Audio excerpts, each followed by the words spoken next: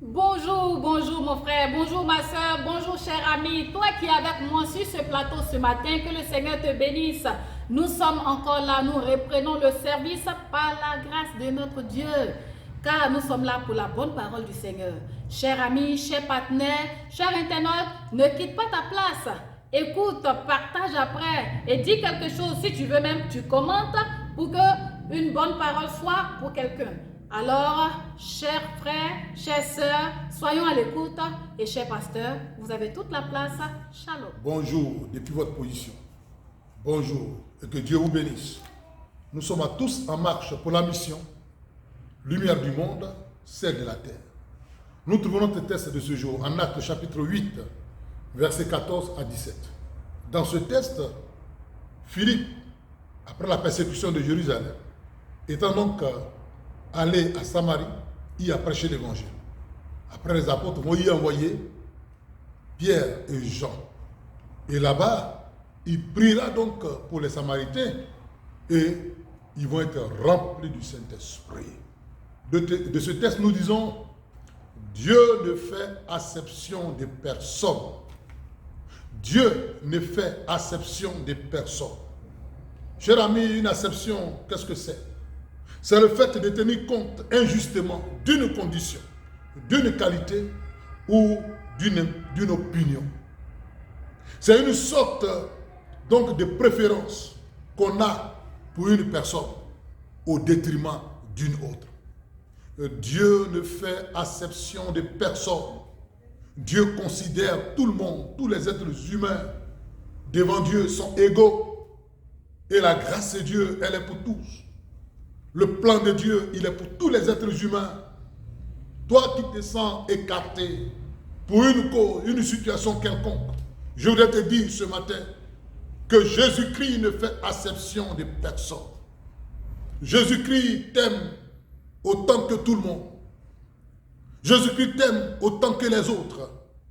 Toi qui es malheureux, misérable, méprisé, rejeté, quel que soit le péché que tu as commis, le mal que tu as fait, Jésus ne fait acception de personne. Il t'aime tel que tu es, quelle que soit la gravité de ta faute. Les hommes certainement ne te comprennent pas, mais Jésus-Christ, lui, il te comprend. Car il sait dans quelles conditions le mal est arrivé. Il sait dans quelles circonstances le mal est arrivé. La Bible dit en Romains 3, 23, 24, car tous ont péché et ils sont privés de la grâce de Dieu. Mais ils sont gratuitement justifiés par la grâce de Jésus-Christ et par le moyen de la rédemption. Nous sommes égaux.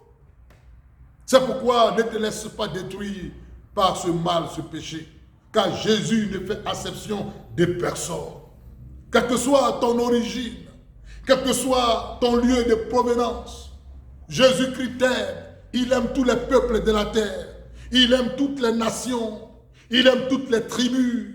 Il n'y a pas une tribu qui soit au-dessus d'une autre. Une race qui soit au-dessus d'une autre. Tous sont de la créature ou de la création de Dieu. Le Seigneur t'aime. Le Seigneur ne fait acception de personne. Ce n'est pas parce que tu es venu du pôle Nord que Jésus ne t'aime pas. Ce n'est pas parce que tu es venu du Sud que Jésus ne t'aime pas. Ce n'est pas parce que tu es venu du centre, de l'Est ou de l'Ouest que Jésus ne t'aime pas. Quelle que soit ton origine, quelle que soit ton ethnie, ta race, quel que soit le continent d'où tu viens, Jésus-Christ t'aime. Tu es un être humain et tu as été créé à l'image de Dieu. Oui, Jésus-Christ t'aime. La Bible dit que, en Romains 1,16, et c'est Paul qui le dit, il dit, je n'ai point honte de l'évangile, car c'est une puissance de Dieu pour le salut de quiconque croit. Premièrement, pour le juif, c'est vrai, et pour le grec, enfin. Et oui, l'évangile, la bonne nouvelle du royaume est pour toutes les nations, et pour tous les peuples. Alors toi aussi tu es concerné par l'évangile, par le plan de Dieu. Jésus-Christ ne fait acception de personne, quelle que soit la langue que tu parles, quelle que soit ta nationalité. Jésus-Christ ne fait acception de personne. Il t'aime tel que tu es. Il t'aime avec tes origines. Il t'aime avec ton lieu de provenance. Il t'aime, quelle que soit la famille d'où tu es sorti. Cette famille ténébreuse, diabolique certainement, ou certainement des pratiques mystiques ténébreuses sont donc des plus nombreuses. Malgré cela, Jésus-Christ t'aime et il ne fait exception de personne. Quel que soit ton rang social, que tu sois pauvre ou riche, Jésus-Christ ne fait exception de personne. Il aime les pauvres, il aime aussi les riches. Ce n'est pas parce que tu es riche que Jésus-Christ n'a pas besoin de toi. Non, lui il a besoin de toi. Certainement, c'est toi qui penses que tu n'as pas besoin de lui. Mais ce matin, je voudrais te dire que Jésus-Christ a besoin de toi, car il ne fait exception de personne, quels que soient tes biens, quelle que soit ta richesse, quelle que soit la manière dont tu es nanti sur cette terre. Sache que l'évangile est pour toi, la parole de Dieu est pour toi, car ta richesse ne peut t'apporter le salut. Ta richesse ne peut t'apporter le bonheur. Oui, quelle que soit ta pauvreté, Jésus a besoin de toi. Car Jésus-Christ est aussi là pour toi. Oui, Jésus ne fait exception de personne. Jésus considère tous les êtres humains. Jésus considère tous les peuples. Jésus considère toutes les nations. Quel que soit où tu es quitté, quel que soit ce que tu as, que tu sois un homme, que tu sois une femme, que tu sois jeune ou vieux, riche ou pauvre, grand ou petit, gros ou mince, Jésus ne fait exception de personne. Alors je voudrais t'inviter ce matin à pouvoir donc ouvrir ton cœur à Jésus. Car tous les peuples ont besoin de Jésus. Vous savez, les Samaritains n'avaient pas de relation avec les Juifs.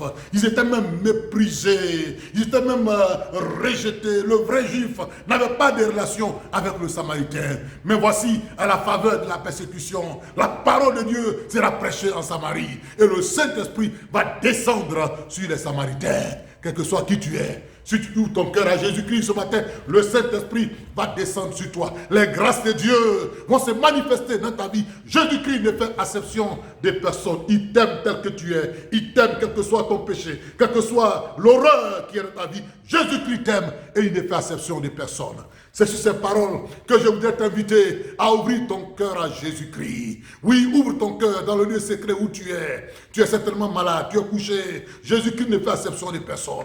Jésus n'a pas seulement besoin de ceux qui sont en bonne santé, mais les malades, il en a besoin, car il est celui qui guérit les malades. Il est tout puissant pour te délivrer. Alors ouvre ton cœur, je prie pour toi. Seigneur, je prie pour cette femme, pour ce monsieur, pour ce jeune homme qui a ouvert son cœur à toi. Seigneur, qui est certainement rejeté, malheureux et misérable. Seigneur, rentre dans sa vie, que le Saint-Esprit descende sur lui et que ta grâce, se manifeste. Les bénédictions que tu as prévues pour les humains qui croient en toi, que cela soit son partage. Pardonne-lui son péché, quel que soit le mal qu'il a fait. Pardonne-lui, Seigneur, sanctifie-le et que ta grâce repose sur sa vie. Bénis cette personne ce matin qui t'accepte, notre Dieu et notre Père, au nom de Jésus-Christ. Merci notre Dieu. Amen. C'était donc lumière du monde, celle de la terre, sur tous en marche pour la mission.